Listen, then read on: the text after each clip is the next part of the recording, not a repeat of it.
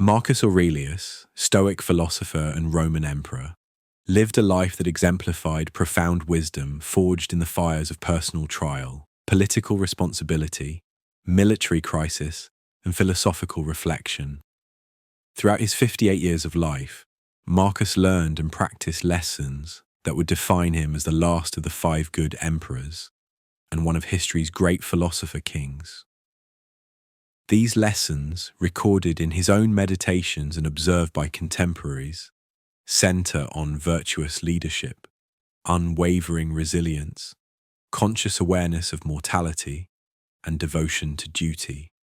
Today we'll explore the most important lessons Marcus Aurelius learned in life, drawing on primary sources, especially meditations, and analyses by historians and philosophers. Humility in power, leading by example without ego. Marcus Aurelius did not seek power. Unlike many rulers throughout history, he did not claw his way to the throne through ambition or deceit. Power was not something he craved, but rather something that was thrust upon him by the tides of fate. When Emperor Hadrian saw the future of Rome in the young Marcus, he ensured that he would one day inherit the empire.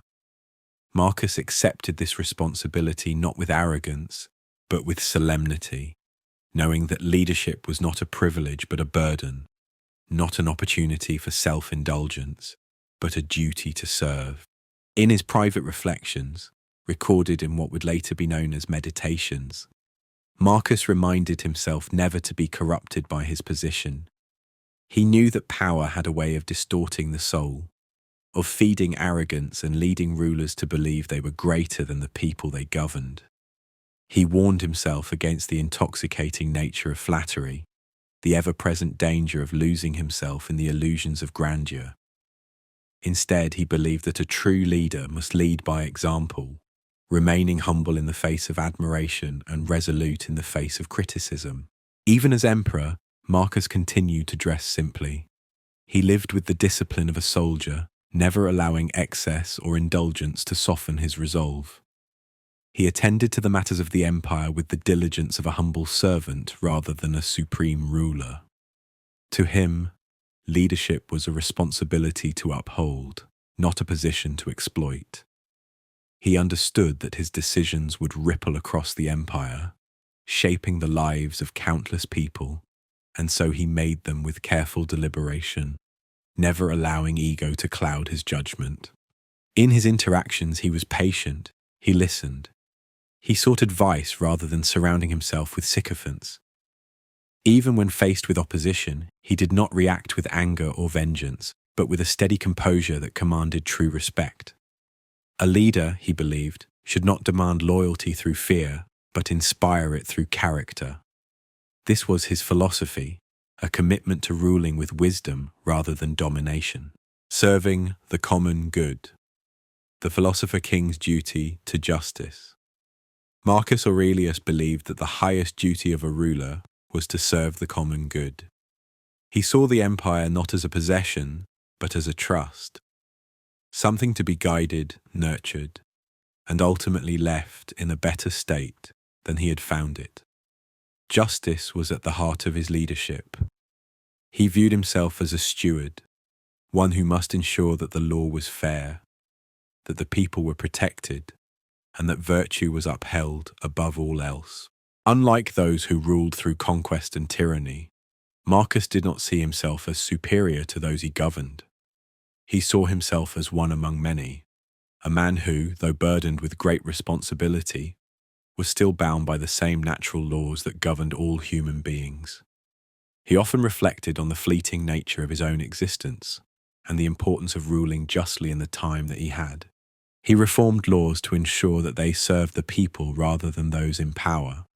He reduced excessive taxation where possible, understanding that the wealth of the empire should not be hoarded by the elite but should support the stability and well-being of all citizens. He sought fairness in trials, ensuring that those accused were given a chance to be heard. This was a difficult path to walk. Justice is not always the easiest road, nor is it always the most popular. There were those in the Senate who sought to preserve their own power, those in the military who wanted more conquest, those among the wealthy who wanted to maintain their privilege. But Marcus did not bend to the pressures of corruption. He remained steadfast, reminding himself daily that his duty was to the empire as a whole, not to the whims of the powerful. To lead justly, he believed, required a certain detachment. One could not be swayed by emotions, nor could one rule based on personal desires. He wrote often of the importance of looking at things objectively, of seeing situations as they were, not as one wished them to be. A ruler had to remain clear-minded, driven by reason rather than impulse, guided by virtue rather than ambition, compassion and clemency, mercy as the mark of true strength. Marcus Aurelius did not believe that cruelty was a sign of strength. Unlike emperors before him, who revelled in displays of power and harsh punishments, he saw mercy as the mark of true leadership. To be merciful was not to be weak, but to be wise. It was easy to punish, easy to strike down those who opposed him, but true strength lay in restraint, in understanding, in the ability to see beyond the momentary satisfaction of retribution. He often reflected on the nature of human error. People made mistakes. They acted out of ignorance, out of fear, out of passion. It was not always malice that drove them, but the failings inherent in human nature. Marcus believed that rather than reacting with wrath, a leader should act with wisdom, seeking to correct rather than destroy. There were times when he could have ordered executions, when he could have ruled with an iron fist, but more often than not he chose a different path. He pardoned those who had wronged him. He forgave those who had opposed him. He believed that a ruler should be slow to anger, quick to understand, and always guided by the principles of justice rather than vengeance. His reign was marked by this sense of balance, firm but fair, disciplined yet compassionate. He did not tolerate corruption, but he also did not rule through terror. This sense of clemency was not just a personal preference, but a deeply held belief that shaped the way he governed the vast and diverse empire under his control. Pragmatic vision, balancing idealism with realism in governance. Marcus Aurelius was a philosopher, but he was also a ruler. And while philosophy often strives for ideals, leadership requires a grounding in reality. He understood that an empire is not ruled through thought alone, but through action, through careful decision-making, through a deep understanding of people and politics. He had ideals, yes, but he knew that to govern effectively, he could not be rigid in his expectations. He wrote often about the nature of human beings, about their flaws and their tendencies. He knew that people would act in their own interests, that they would sometimes deceive, that they would sometimes fall short of virtue. To expect otherwise would be naive. Instead of lamenting these realities, Marcus sought to work within them. He accepted that governance was imperfect, that he would face resistance, that he would have to compromise at times. But what mattered was maintaining the core of his philosophy, remaining steadfast in virtue, even when circumstances required adaptability. His ability to balance philosophy with pragmatism allowed him to rule effectively. He did not let idealism blind him to reality, nor did he let the harshness of reality erode his ideals. He walked the fine line between vision and action, always striving to uphold the Stoic principles he held dear, while navigating the complexities of ruling a vast and often turbulent empire.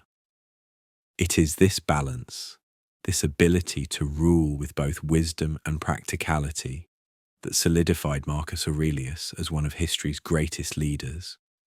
He was not perfect, nor did he claim to be, but he was thoughtful, deliberate, and above all, committed to the duty he had been given, a duty not to himself, but to the people he served. The obstacle is the way, turning adversity into opportunity. To Marcus Aurelius, Obstacles were not barriers, they were pathways. The trials that others might see as misfortunes, he saw as lessons, opportunities to cultivate virtue, to strengthen the mind, and to refine the soul. He wrote to himself often of this truth, that what stands in the way becomes the way. This was not just philosophy, it was a way of living, a method of turning hardship into growth. Throughout his reign, he faced an empire in turmoil. The Roman borders were under constant threat from Germanic tribes. Plagues ravaged the population.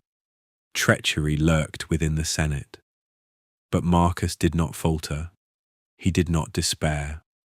Instead, he looked at each difficulty as an opportunity to practice his principles.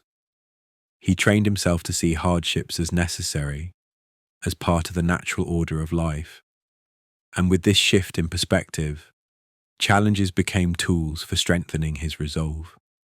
He often reminded himself that suffering was not something to fear, but something to endure with dignity. He viewed life as a training ground for virtue, where adversity taught patience, where resistance built strength. He saw obstacles not as setbacks, but as catalysts for becoming a better leader, a better man. The external world could be chaotic, but within, his mind remained steady, unmoved by misfortune. His philosophy was clear. If something is difficult, it must be done. If there is resistance, one must push forward. If the path is unclear, one must create the way. This was the essence of resilience. He embraced difficulty not with reluctance, but with the understanding that hardship is the forge in which character is formed. Enduring pain and illness. Strength in suffering. Marcus Aurelius knew pain. Throughout his life, his body was often unwell. Some historians believe he suffered from chronic illness, from debilitating physical ailments that followed him even into his later years. But to Marcus, pain was merely another test, a challenge to be met with patience and fortitude. He did not complain. He did not wallow in misery. He simply accepted his condition as part of the natural world, something to bear with grace. Pain was a sensation, nothing more. It did not define him. It did not control him. He trained himself to observe pain rather than react to it.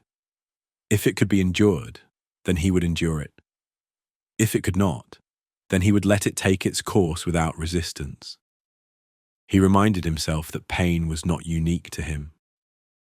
Every man, every woman, every living thing must suffer in some way. To expect a life without pain was to misunderstand the nature of existence. He was emperor, yes, but he was not immune to suffering. He would not allow himself the luxury of self-pity. Instead, he pressed forward, continuing his duties, governing Rome with the same discipline as always. He viewed his suffering as a teacher, a silent force that strengthened his will, that made him more capable of enduring the struggles of ruling an empire in crisis. The body may weaken, but the mind must remain strong. This was his lesson. Pain was not an enemy. It was a companion on the journey, a reminder of the fleeting nature of life and the importance of fortitude, courage under fire, steadiness in war and crisis. Marcus Aurelius never sought war, but war found him. As emperor, he spent much of his reign defending Rome's borders, leading campaigns against relentless invasions from the north. The Germanic tribes were pressing hard against the empire, forcing Rome into conflict after conflict. But despite the danger, despite the uncertainty, Marcus did not shy away. He led his troops not from a distance but from the field. Unlike rulers who stayed in the safety of their palaces, Marcus was present, enduring the same hardships as his soldiers. He slept in the same tents. He suffered through the same bitter cold. He felt the same hunger, the same exhaustion. He did not separate himself from the trials of war. He embraced them. Through it all, he remained composed. He did not let fear dictate his actions. He understood that panic spread quickly, that a leader's strength was not in words alone, but in the example he set. If he faltered, his men would falter. If he showed doubt, the army would crumble. And so he stood firm, unwavering, a pillar of resilience in the face of chaos. Even in war, he adhered to his Stoic principles. He did not revel in conquest. He did not seek unnecessary bloodshed. He fought only to protect, to preserve peace, to uphold the stability of the empire. He believed in justice, even on the battlefield. He treated prisoners with dignity, ensuring they were not needlessly slaughtered. He reminded himself daily that his duty was to Rome, not to personal glory. His courage was not the courage of recklessness, but of steadiness, of unshaken resolve. In every crisis, he remained calm, a leader who refused to succumb to despair. His ability to endure, to press forward despite the weight of war, solidified his legacy as a ruler of immense strength. Emotional resilience, mastering anger and anxiety. Ruling an empire meant facing constant criticism, betrayal, and opposition. The pressures of governance could easily consume a man, filling him with anger, resentment, and anxiety. But Marcus Aurelius did not allow these emotions to control him. He trained himself to respond with reason rather than impulse, with patience rather than frustration. He reminded himself that people would act unjustly, that they would be selfish, that they would lie, deceive, and work against him. But why should he be surprised? Human nature was flawed. Expecting perfection was foolish. Instead of reacting with indignation, he sought to understand. Instead of harboring hatred, he let go. Anger, he believed, was a weakness. It clouded judgment. It led to mistakes. And so he taught himself to master it, to observe his emotions without being ruled by them. He practiced self-restraint, reminding himself that a moment of rage could undo years of careful leadership. Anxiety, too, was an enemy to be conquered. The future was uncertain. Disaster could strike at any moment. But worry would change nothing. Instead of fearing what was to come, he resolved to focus only on the present, to do what needed to be done in the moment. Worrying about tomorrow was futile. His duty was to act wisely today. His emotional resilience allowed him to govern with clarity. He did not let the weight of responsibility break him. He did not allow personal grievances to interfere with his rule. He remained steady, composed, always returning to the principles of Stoicism to guide him, the mind as a fortress. In the end, Marcus Aurelius knew that resilience was not just about enduring hardships, it was about mastering the mind. The external world would always be turbulent, full of chaos and suffering. But within, he cultivated an unshakable peace, a fortress that could not be breached by misfortune. The storms of life would come, wars would rage, betrayals would occur, death would claim those he loved, pain would strike without warning. But through it all, he remained unmoved, his mind untouched by despair. He did not resist what he could not change. He accepted it, and in that acceptance, he found true strength. This was his ultimate lesson, that resilience is not about avoiding hardship, but about facing it with dignity, about standing firm in the face of suffering, about holding fast to virtue even in the darkest times. This was the path of Marcus Aurelius, a path carved through wisdom, endurance, and the unwavering belief that nothing could break him but himself. Memento mori, embracing the inevitability of death. Marcus Aurelius lived with the awareness that death was always near.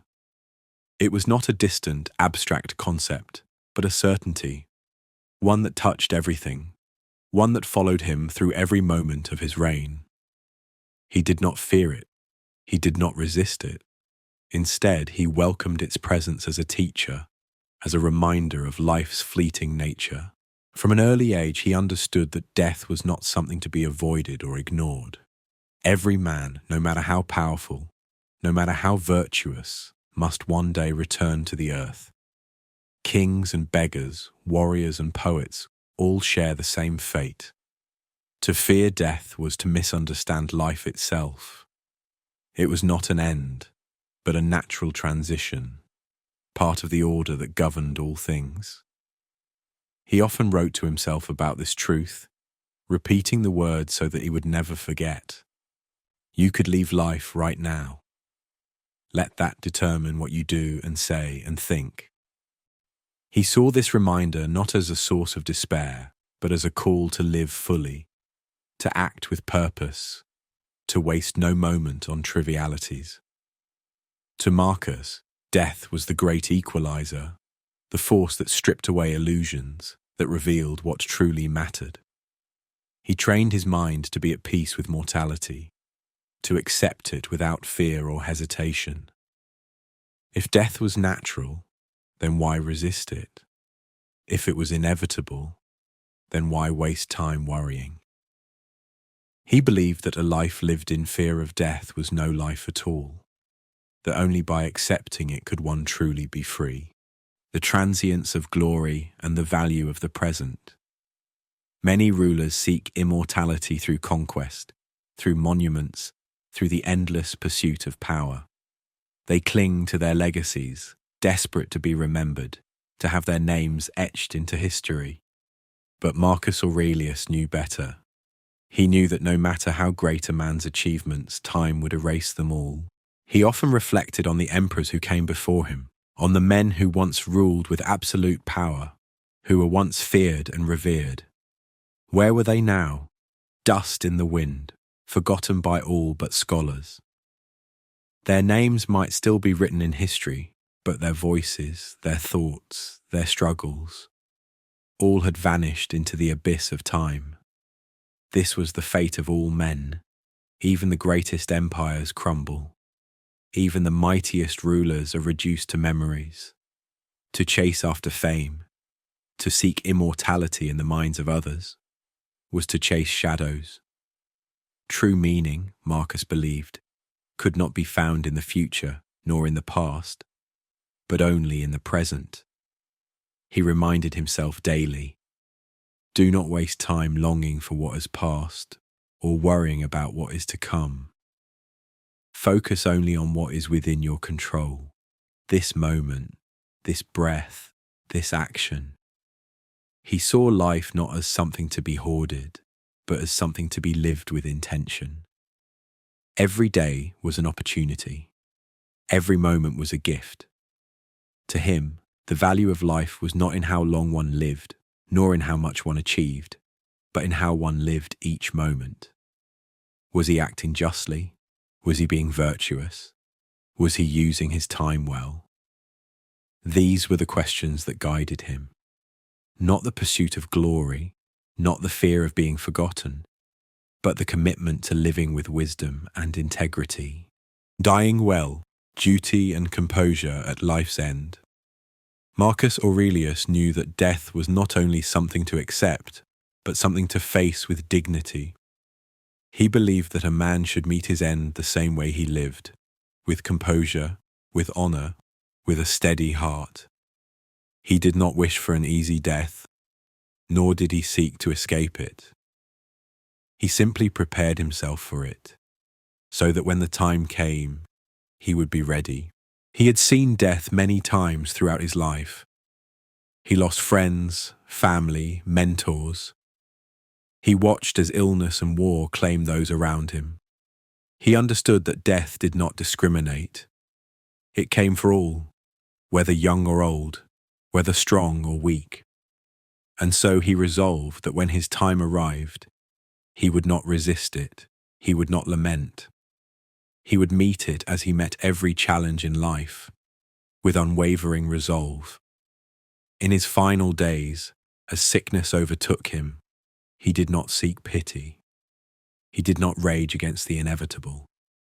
Instead, he remained the same as always, thoughtful, measured, accepting.